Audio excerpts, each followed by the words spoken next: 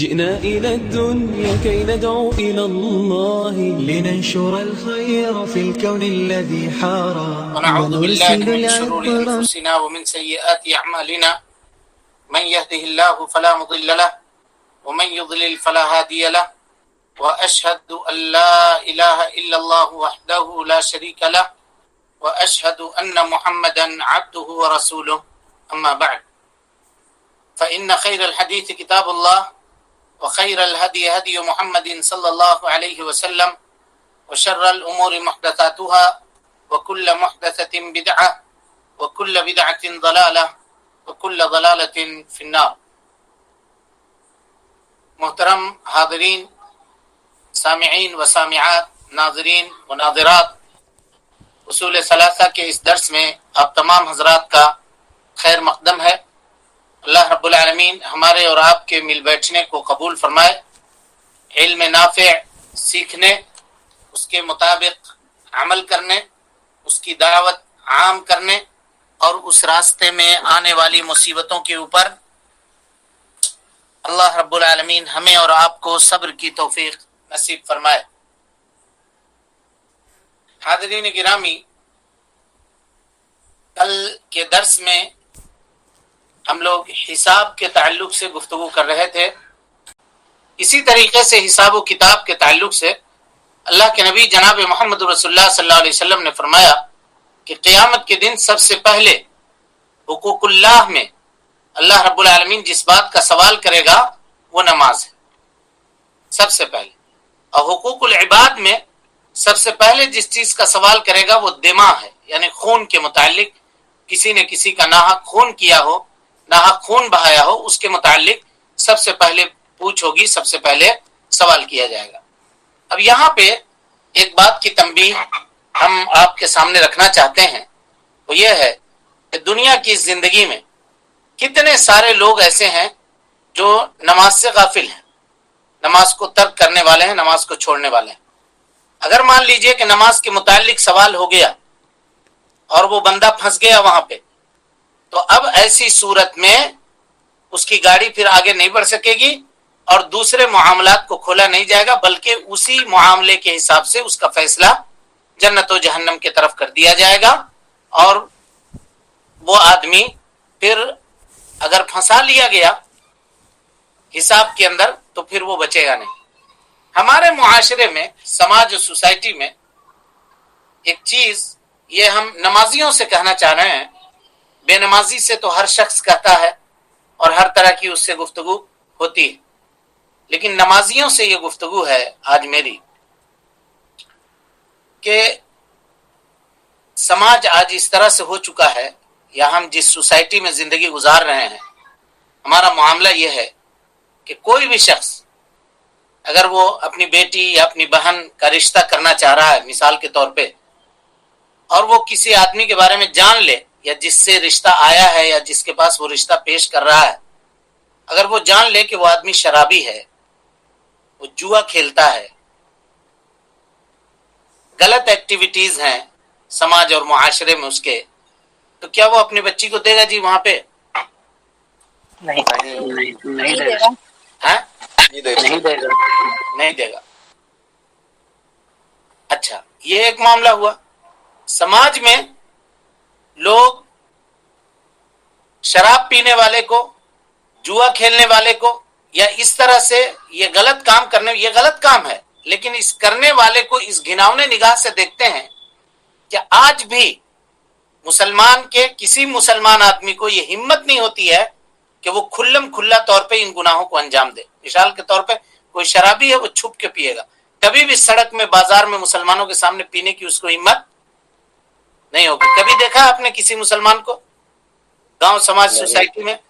نہیں دیکھا۔ کیوں نہیں دیکھا؟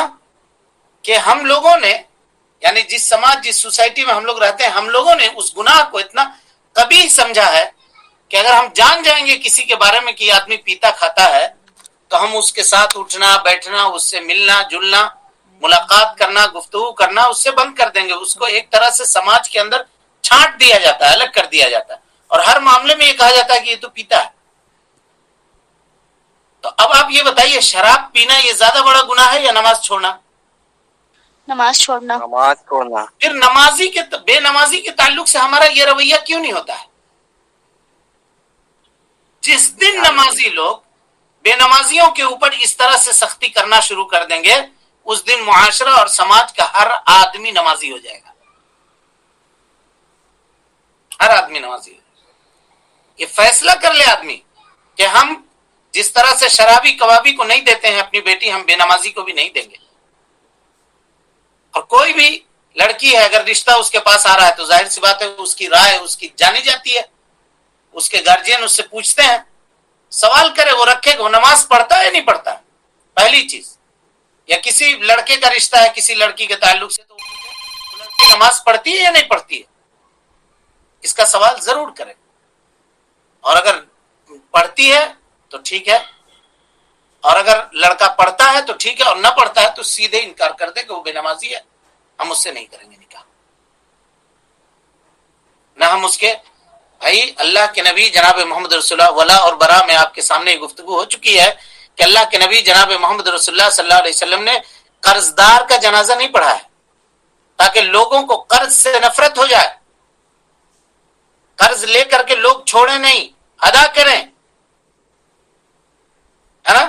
تو کیا قوم سماج اور سوسائٹی کے لوگ یہ فیصلہ نہیں کر سکتے ہیں کہ ہم بے نمازی کا نماز جنازہ نہیں پڑھیں گے، ہم بے نمازی کو اپنے قبرستان میں دفن نہیں کریں گے، یا دفن کریں گے چلیے اگر اس کے لاش کو یا اس کے میت کو ہم ضائع ہونے نہیں دیں گے، دفن کریں گے لیکن ہم اس کے اوپر نماز جنازہ نہیں پڑھیں گے. مسجد کے امام صاحب کہتے ہیں کہ ہم نماز جنازہ نہیں پڑھائیں گے، آپ کسی اور سے پڑھوا لیجیے. تو لوگ ڈریں گے یا نہیں ڈریں گے اس معاملے سے؟ ڈریں گے. اور کیا نماز اس بات کی مستحق ہے یا نہیں ہے کہ اس کے لیے اتنا سختی کیا جائے؟ جی ہے. جہاں دوسری چیزوں کے لیے ہم اتنا سختی کرتے ہیں، کہیں کہیں پہ قانون ہے شادی بیاہ میں کوئی اگر ذرا سا کیمرہ سے ایک فوٹو کھینچ لے موبائل سے اور پتہ چل جائے کہ اس نے فوٹو کھینچا ہے تو پھر تو اس کے ساتھ خاندان کو جمع کر کے اور اس کے اوپر چارج لگا دیا جاتا ہے کہ تم نے ایسا کیا، یوں کیا، یوں کیا. کوئی ایک پھول کا ہار پہن لے تو دوسرے دن پچیتی کر کے اس کو بائیکاٹ کر دے گا. لیکن اگر نماز چھوڑے تو اس کے اوپر کیوں نہیں ہے بھائی وہ سزا؟ کبھی غور کیا آپ لوگوں نے اس بات کے اوپر؟ کبھی سوچا اس بات کو؟ کیوں یہ نماز کے متعلق کیوں ہے؟ ہم اس میں نمازی بھی گنہگار ہیں. ہم یہ نہیں دیکھتے کہ سامنے والا نمازی ہے کہ نہیں ہے، اس کو عہدے پہ بٹھا دیا، سر کے اوپر چڑھا لیا اس وجہ سے کہ چلو بھائی پیسے والا ہے، نماز پڑھنے والا ہے یا نہیں پڑھنا ہے. ارے بھائی جو اللہ رب العالمین کے حق کو نہ ادا کرتا ہو وہ ہمارے آپ کے حق کو کیا ادا کرے گا؟ وہ کسی اور کے حق کو کیا ادا کرے گا جو اللہ رب العالمین کے حق کو نہ ادا کرتا ہو؟ جو اپنے خالق کے حق کو ادا نہیں کرتا ہو وہ خالق کے مخلوقات کے حق کو کیا ادا کرے گا؟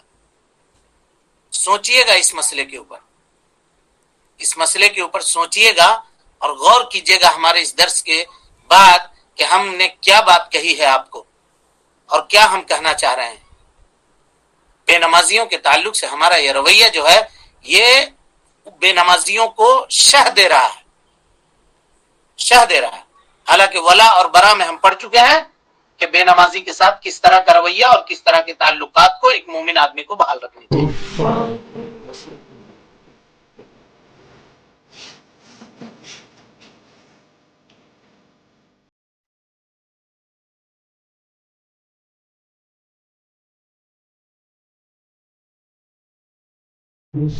آن